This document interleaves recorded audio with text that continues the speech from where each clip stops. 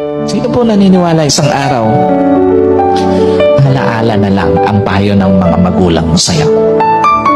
At sino po naniniwala isang araw, yung nanay na kasama mo ngayon, maaaring katabi mo ngayon, yung tatay na kasama mo ngayon, isang araw, aalalahanin mo na lang din.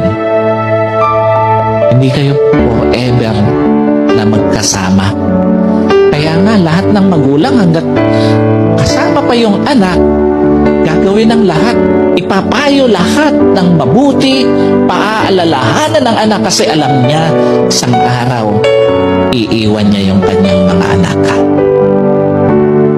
Isang araw, hindi lang payo ng mga magulang mo ang magiging alaala. Kahit magulang mo isang araw, magiging alaala na lang sa buhay mo. Kaya nga napakapalad mo kung may magulang ka pa ngayon na kasama, may magulang ka pa ngayon na nagpapayo sa'yo, may magulang ka pa na nagpapaalala sa'yo. Kasi one day, wala na yan sa tabi mo. Yung mga payo niya, alaala na lang din sa buhay mo.